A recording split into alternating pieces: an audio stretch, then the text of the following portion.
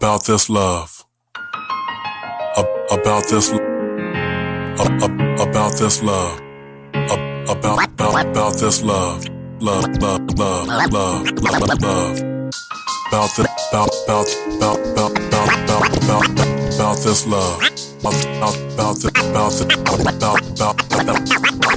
About this love. How you guys doing today? You are tuning into About This Love podcast with myself, Dale, and my wife, Sherelle. We are coming to you from the Baltimore County area, and today's topic is Titanic relationships. So what's a Titanic relationship? To me, individuals that are under the impression that nothing or no one will ever bring their relationship down. So it's almost like a us against the world idea. I don't think it's us against the world as much more as it is more so just having I would say like a kind of a ignorant positive outlook, on life. And I say ignorant because it's like situations will come at you, and oftentimes you don't know how you will respond to them until they come. So I can respond and say, yeah, I'll do this, or no, I won't do that. But when the situation arises at that moment or at that time, my response probably will be different from what I said I would or wouldn't do. Remember back in the day when they had those what they were called? Those like questionnaires that you would ask like the person you get into a relationship with, the top 10 questions. Yeah. You ever did that? Do you like me? Yeah. Well, no, I mean, yeah, do you like me? But what would you do if we had 5 kids and one was in a wheelchair? Would you leave me with the kid? Like stuff like that. Like, yes, I will leave you in a heartbeat. Oh my gosh. But everyone put their best foot forward when answering those questions. But then when you're in a relationship with someone, it's like things come up that you didn't even think to ask about, Yeah. And so I get what you're saying. So just like the Titanic, it was thought to be unsinkable. Like it was built to withstand a disaster. Or so they thought. But what they didn't expect was this iceberg to like rip through the whole bottom compartments of their backup plan, basically. Yeah, I was chuckling to myself when I watched the movie probably over 10 years ago. I remember a guy was like, not even God himself can sink this ship. I was like, wow, kind of big words, not even God himself, huh? So the Lord can't sink the ship. But I mean, I guess I don't know if that was really what someone said in real life, but regardless of the fact, it was sank. So, well, no, I think it just spoke to just how much faith people put into the build of this ship, of this great, like I think it was said to be a great vessel.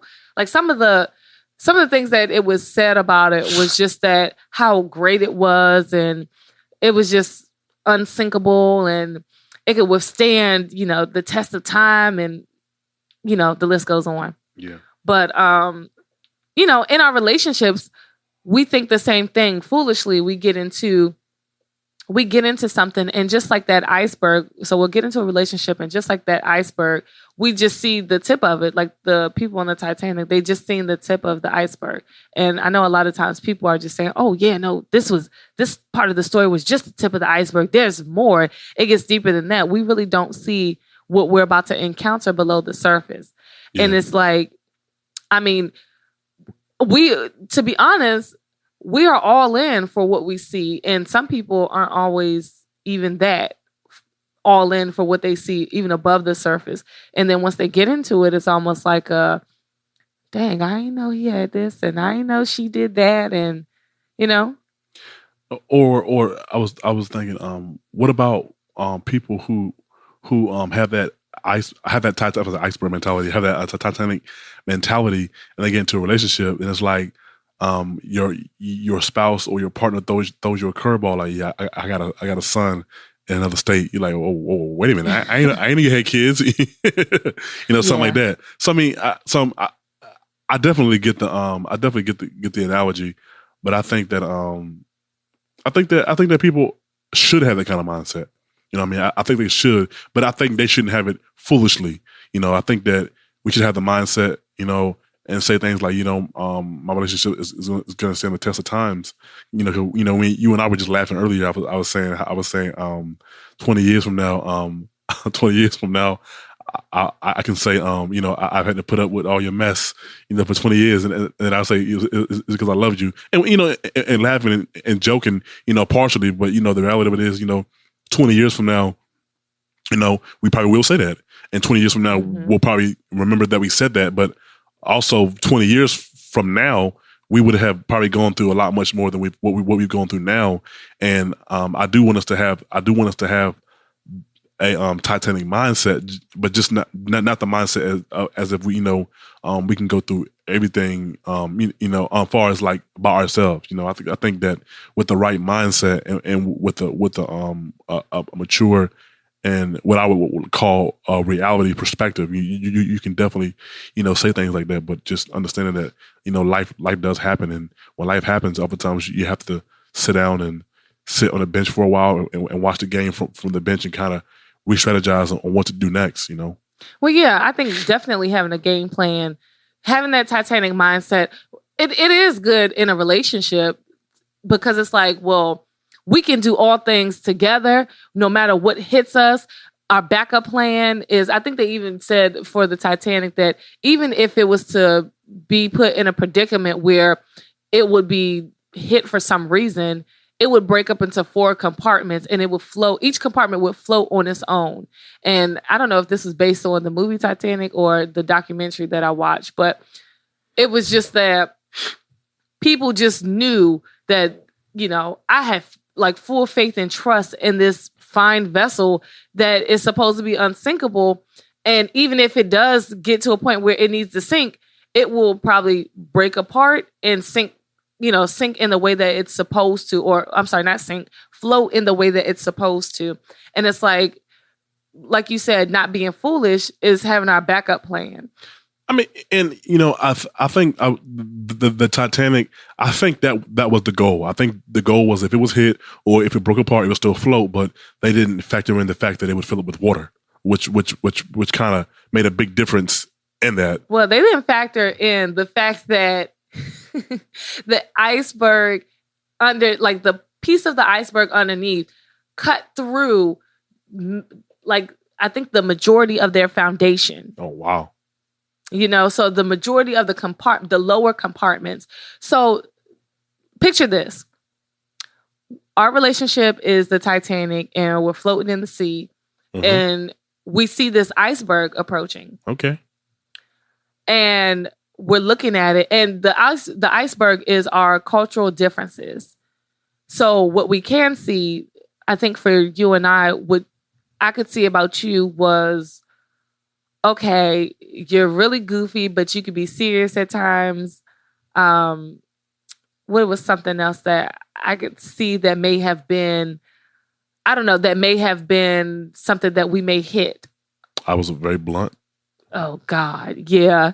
You said a lot of things that came to mind, but I knew your heart behind it. But, that was just what was easy to see. Now, something I may not have seen us facing together was, I guess, initially was just that I would have to accept, coming home to you. That wait a minute. What do you mean? What do you mean? No, but okay. I want to come home, but I want to come home to you. No, that wasn't joking. it at all. I'm joking. It was just, like, to be honest, I didn't know that was what's below the surface of me until we approached that. You know what I'm saying? Like, I didn't know that I would, not that I had an issue, but I didn't know that I was. Definitely had an issue because when I first met you, you said that when you marry somebody, you want to live in their own space for a while and then live on their space. You're so right. You're so right. But I didn't know that I really had that in my heart. That was like a protection thing. You knew it was there. Oh, I knew it was there, but I didn't know that would still be in my heart because you and I had developed such a close relationship before getting married. I thought we were on solid ground. Yeah. You know what I'm saying? I thought we were on solid foundation. You are so right. Why'd you remind me of that? Oh my gosh. I said that out loud. I can't believe I even did that. Well, look on the bright side. We're more likely to survive the iceberg than the couples who who lived together before they got married. I was reading a article today. It said that it was talking about divorce rates. It said people who live together before they get married are more likely to get a divorce than people who just wait to live together and have a baby after marriage. I was like, wow, that's incredible. You know? Oh wow. Yeah. I mean, give or take, you know, the different circumstances that people are put in or they put themselves in. Yeah. You're still gonna come across things when you get married that you may not have come across being just in a regular relationship. Yeah. You know what I'm saying? And even still, it's like, oh yeah, I could deal with this. I could deal with like, okay. So you brought up that example about me. Oh my gosh. Me saying that I wanted to live on my own for a while until I trusted my husband. I can't believe I even told you that. But I know. You told me a lot. Yeah, I did. Okay, so I mean, you got to see a little bit of the iceberg. Okay, that's cool. I mean, you got a little advantage. But with you, the iceberg that I seen was, oh yeah, he cooks. He could cook well. He doesn't mind cleaning my car. Because remember when we would hang out at your mom's? That's not an iceberg, is it? That's part of the iceberg. That is definitely part of the iceberg. Like he cleans my car. Yeah, that showed me that cook. That's an iceberg. That showed me that you could take care of me. Yes, that's part of the iceberg. Because if you couldn't, that would have been what was underneath the surface, and I would have been like, "Hold up, now." Like if we were to get into our relationship, and I found out that you couldn't cook, nor would you like be willing to take care of me, it would be one of those like, "Hold up, what's going on here?" This is not what I thought, because on the tip of the iceberg, I thought that all I had to deal with was, well, he doesn't like to cook, not that he couldn't cook. You know what I'm saying? Or you didn't. And those are things that in my mind, I would have thought, well, we could just work that out. You know, I could just, if I begged him enough or if he loves me enough and I just like reminded you of that love, then maybe, you know, we can negotiate you cooking and cleaning my car for me. You know what I'm saying? Yeah. I know I'm looking at the list, the cultural iceberg. And one of the things that I think sticks out to me is expectations. And one of the things. Well, hold on. Where's expectations on this iceberg? Is it above or below the surface? Below the surface. Okay, it's below the water. Yeah, below the water. And one of the things that kind of that irked my nerves about you is I thought you were very vague. Like I used to talk to you. Wait, vague. Yeah. I used to say you all the time. I thought you were very vague. We would talk and you'd be like, yeah, you know, it's over there. Or you would just say things like, you know, yeah, I was at work today. We were just chilling. And I'm like, well, how was your day? I mean, what happened? Like I mean, I ain't even seen you in like 24 hours and you talking about you had a good day. It was okay. Like, I mean, what happened? I didn't what went on? That you care. But you were like that in like every aspect of your life. I thought. Well, but once again, so that was something that I dealt with as a child as a child and in my middle school and teen years with dealing with friends who weren't really friends. And they were like, oh, well, how was your day? And you'll go to tell them about your day. And it's kind of like, okay, yeah, whatever. You know, like, I really didn't care. I was just asking to say. I was just asking you to, exactly. I was just asking because it was like a nice thing to do. We were in the same room. We made eye contact. I said, hey, you know. So I thought that that's what you were doing. I remember when you picked me up from this women's the church weekend retreat. The church. Yeah, the church. And you were like, so how was it? And I'm like, oh yeah, it was good. And I'm thinking, you know, and I was seriously sitting there thinking to myself, oh, well, he don't care about, you know, what all happened and the details. And I literally thought that, like, you don't care about the details. And I think a few seconds later, you were like, I need details. Like, what happened? What y'all do? How was it? Like, who'd you talk to? Who'd you meet? Like, how's it? And I'm like, wow. You actually care? And so I kind of laughed to myself and I was like, oh, you actually care about... You know, if I'm honest, I don't... It's gonna sound kind of bad. It does sound bad. And I'm not gonna say that I cared or that I didn't care. It's just more so I'm a visual person. So like one of the things that I have to be able to see things and understand them is if I'm able to draw a picture of them in my mind. So when people are vague, details as possible. Exactly. When people are vague, I can't really draw a picture in my mind. So I can't really get a good concept of what they're saying sometimes. Not always, but sometimes. I mean, I don't know. That's just probably imagination then. You need, like SpongeBob, you need your imagination. So, I guess, so, okay.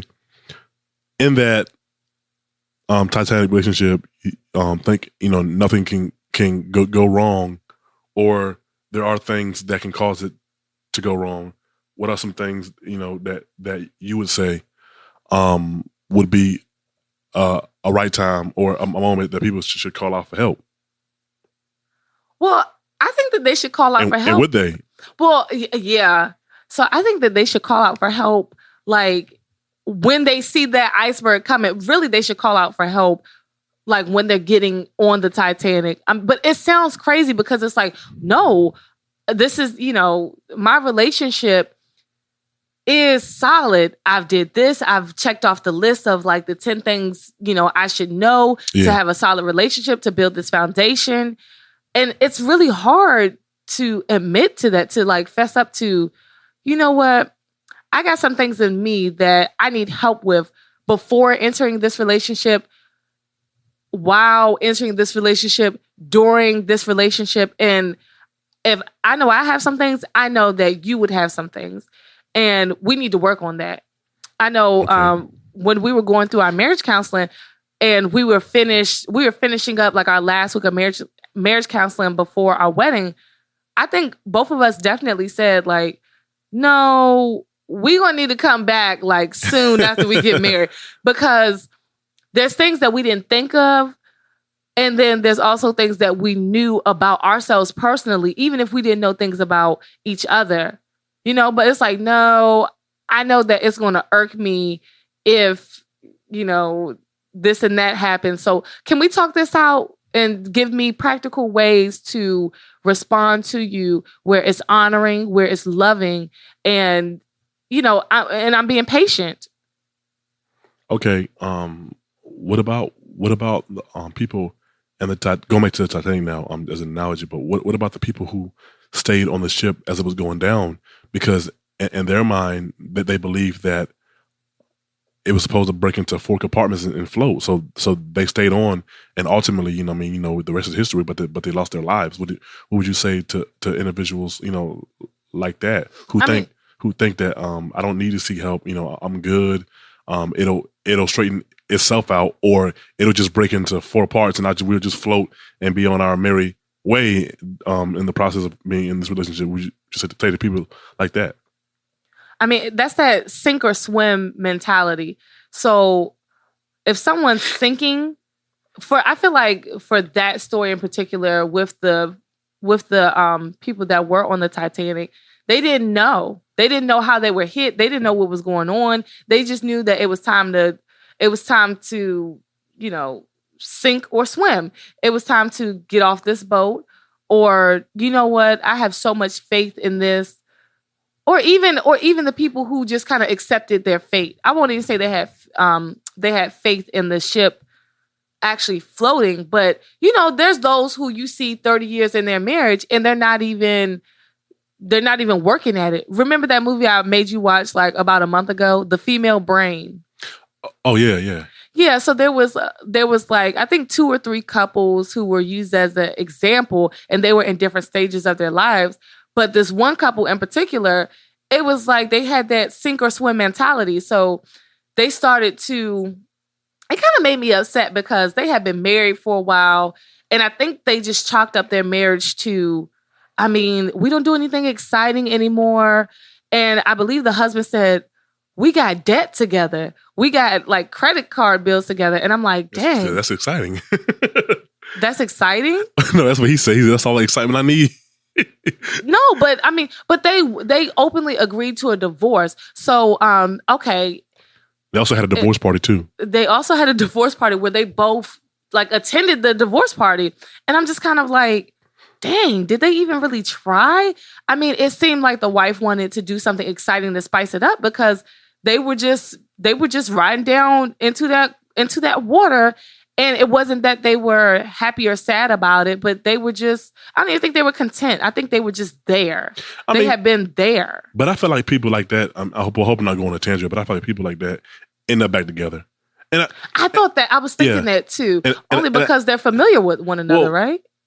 Yes, but they didn't, outside of the husband not really being exciting to her, they didn't really have any like real marital issues.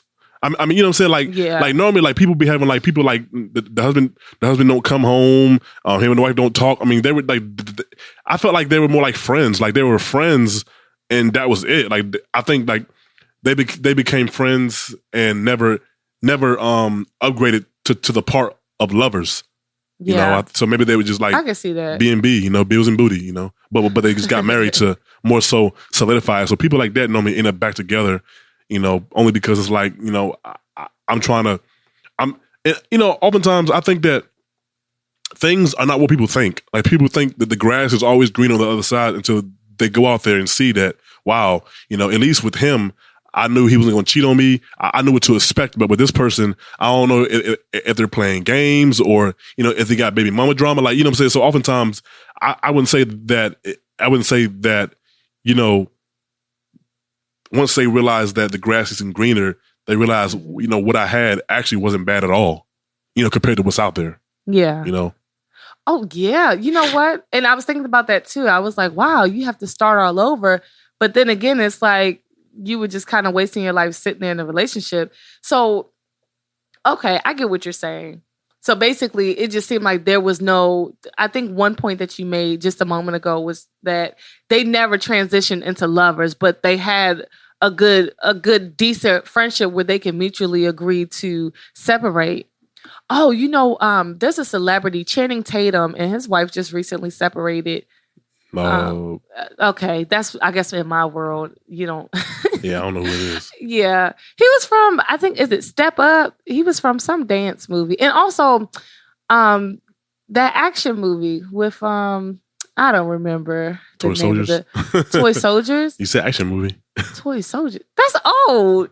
I mean, you said that's from like when we were kids. No, come on now. All right, fine. I can't even think of the movie now. You throw me off.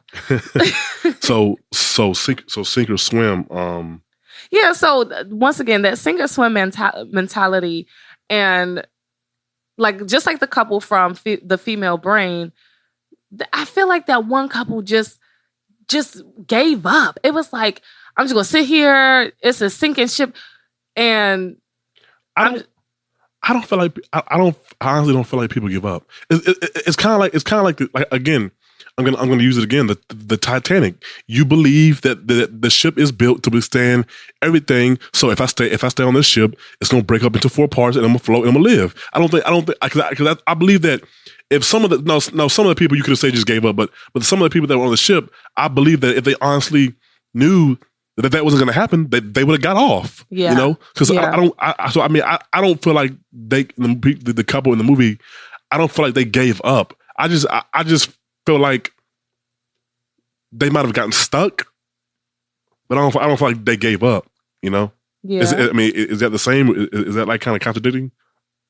If they were kind of stuck, I mean, okay. How about this? Not stuck, but they just stopped trying. So.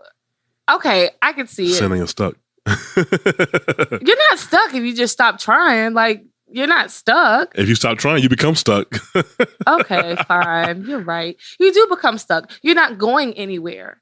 So, but the people who stayed on the boat, I don't think that they were stuck. So people who stay in the boat of their relationship, it's not that you're stuck there unless you're not leaving. But it's like, unless you're not leaving because you don't have money to leave, or unless you're not, you know, making it work because you want to still continue in a relationship, I don't think you're stuck. Okay. In the movie, the couples have counseling? I can't remember. I don't think they did. I think they just tried different things, and they eventually was like, you know what? We tried everything, and let's just get a divorce. How about we haven't tried that? That's the one thing we didn't try. And I'm just like, what do you mean that's the one thing y'all ain't tried? Like divorce. Let's try to crash into the iceberg. That's one thing we ain't try. Yeah. I mean, but even if you were to stay on the ship and it's still sinking, not to say you have to get off the ship, because, we know people who have abandoned their marriages. And so they are the ones who gave up. Yeah, we do. And I'm not going to mention any names, but we do. And so, yeah. And so it's like people who have abandoned abandoned the ship. Did we say that the captain left the ship or he stayed on the ship? Oh, man. He went down with the Titanic. I don't know about real life, but in the movie, he stayed in the ship. I don't know about real life. In real life, he might have got off, Well, they probably wanted to make us seem honorable. Okay. Well, so yeah. I mean, people who stay, basically not to say you need to leave if you see the ship sinking, because I think oftentimes, especially for our generation, we tend to do that. We tend to say, you know what? It's going down a hill. It's going down the hill. It's going, down into the water cold. I don't know how to swim. I don't know, I don't know what he got going on over there. And then he got this issue with his family that I don't want to deal with. I got my own issues. And it's like, how do you stay on that sinking ship and get it to float again? So what would be, I wouldn't say, okay, you can't get that ship to float again because it's already been damaged. Mm-hmm. I'll say that, because that doesn't make any sense to stay on that sinking ship. But how do you move over to your life raft? How about that? So how do you move off of that? Like, how do you reinvent your relationship with the same person and still call it the Titanic, or you would call it something else? I mean, I think for me, for us, you just always have those veterans, people who've been married for a long time. I call them vets. People who've been married for I'll say 10 plus years. You always have those in your corner and as friends. And when things get rough or times get tough, you're able to go to them, because normally people who have been married for longer than you, and I would say are in a good marriage. Like they love each other. They're still romantic. Mm-hmm. They're still making good love. It ain't like we've been married for 30 years and we had sex since 1995. Nah, but people who are in a good marriage are able to really, if you're friends with them, they're able to really help you. And I would say in a way, counsel you and give you some wise counsel, or give you some wise insight on how to maneuver through difficult situations and through difficult times, because they're gonna come, And I think it goes back to what I was saying earlier at the beginning of the podcast, is when you have that, there's nothing wrong with having the Titanic mindset, but also have the mindset that if it don't have the mindset of it's unsinkable, because it's not. It's sinkable. Yeah. But what makes it unsinkable is when you have those quote unquote lifeboats, which are people in your life that you're able to go to and able to relate to when things get rough, and able to get wise counsel or seek wise counsel from them. Then of course you're able to still survive even if the Titanic comes crashing down. Yeah. You and the one you love are still able to to survive and grow and thrive after the storm. After I would say, like, after the winter, the grass comes back up and the flowers start to sprout again. Recently, in the Baltimore area, we had snow about 3-4 weeks ago, but now the grass is starting to grow. I seen a guy outside this morning cutting grass. The grass is starting to grow. So you're saying that the season basically, don't think that you will be stuck in winter. Don't think you'll be stuck in that one season, but also refer to your life raft. Refer to those who can kind of pull you in and kind of rescue you. Yeah, even if it's mom and dad, or even if it's grandma and granddad, or auntie and aunt.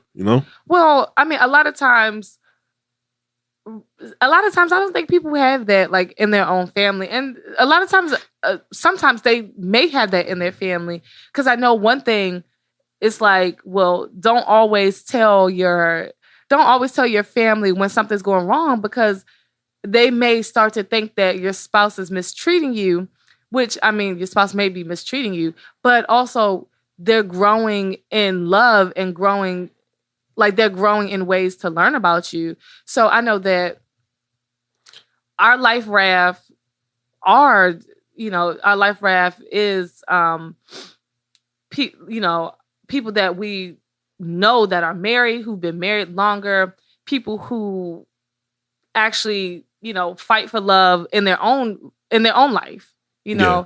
And so I think that as you and I, as a couple, for us to not sink,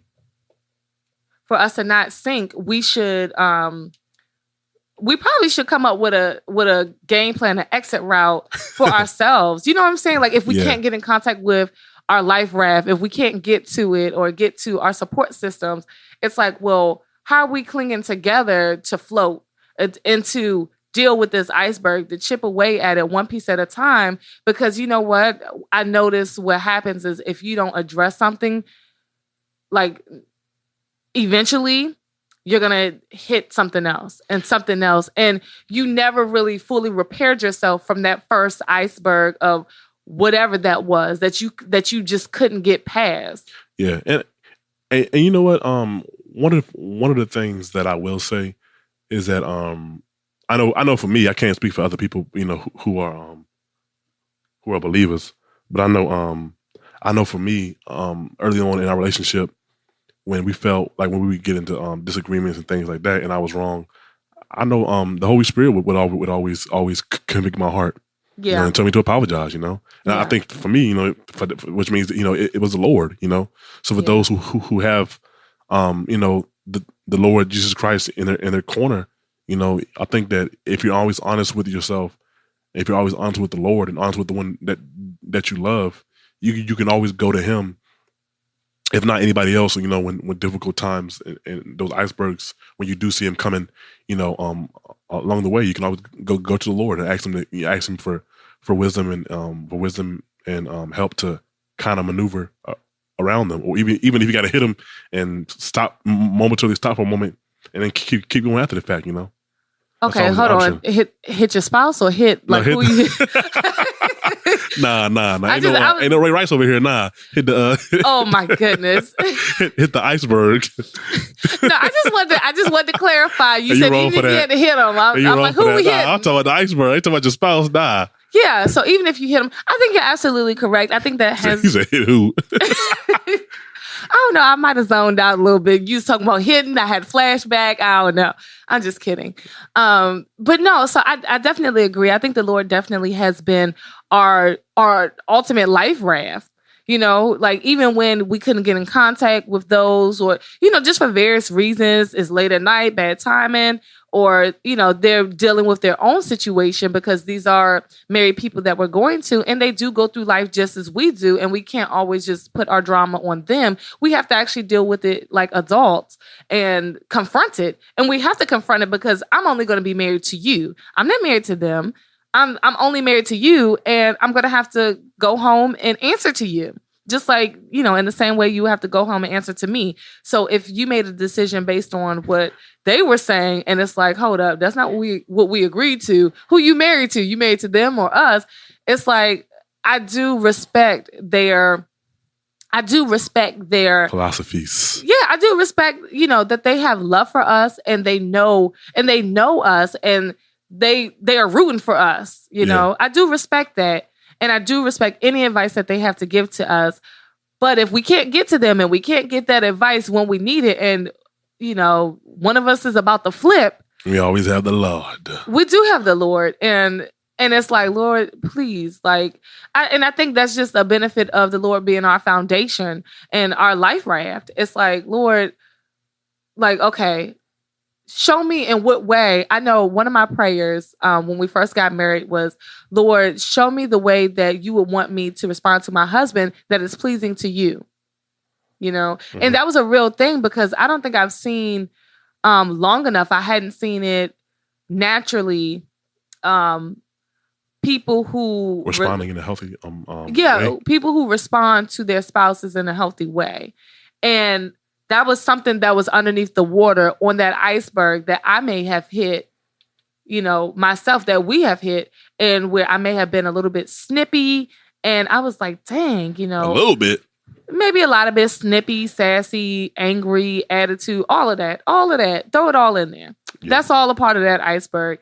And it was just kind of like, I don't think that that's building us up. That's not saving us. I want to be able to save us so that when something real, something serious come along, we're not drowning, because we've patched up the hole that, that just was going to be created anyways, but we still took the time to patch that up. Yeah. And so, I definitely went to the Lord and with that prayer, and I still do at times. And I doubt that I would ever not go to the Lord with that prayer, because as we grow and as we continue to walk in relationship with each other, even past this day, even past this year, there's still going to be more things that come up. As mature as I can be, as old as I can be, you see those videos of those old people in the retirement home and the walkers fighting. Not that we would be that bad, but it's still things that will rile us up. Yeah, and make us upset.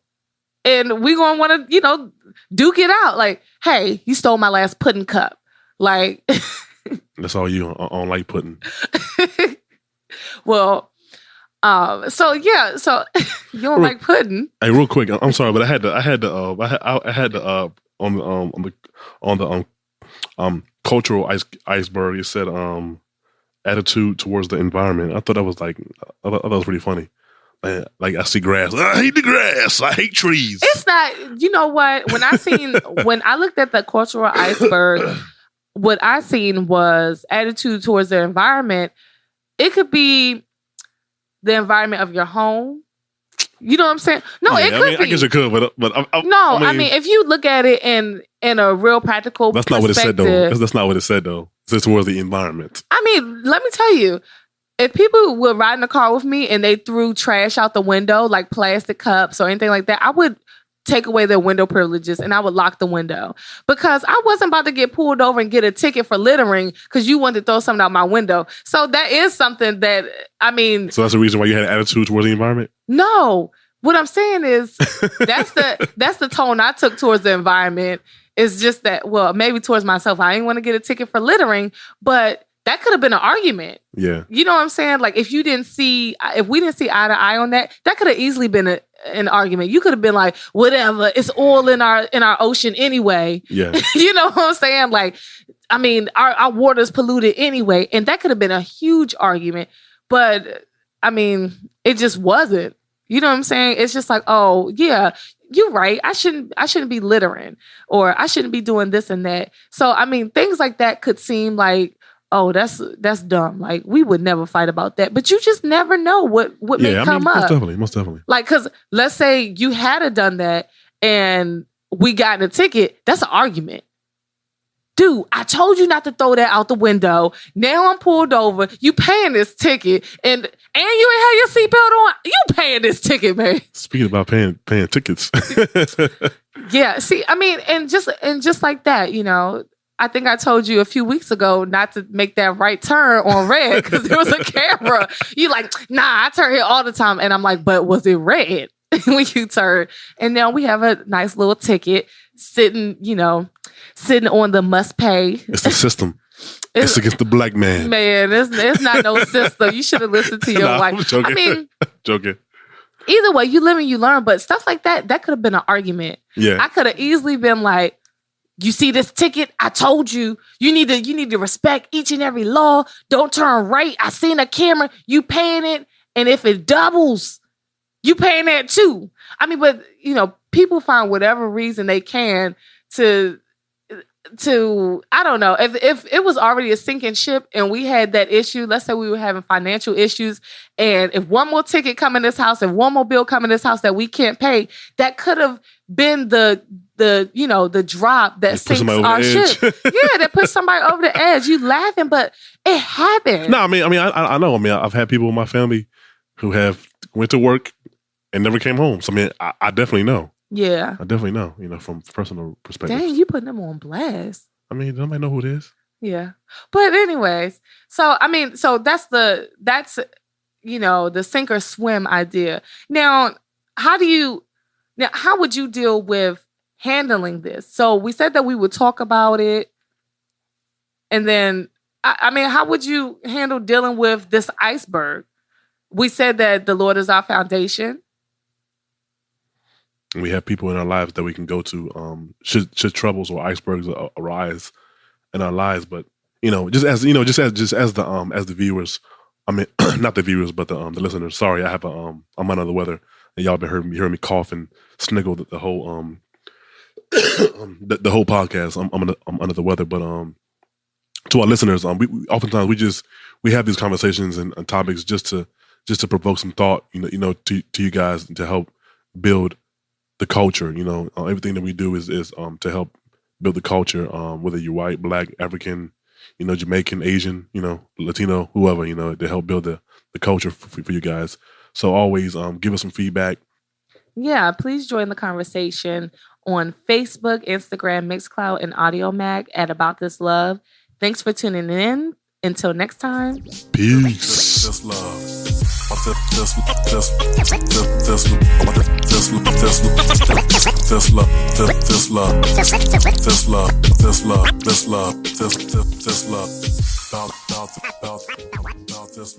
love.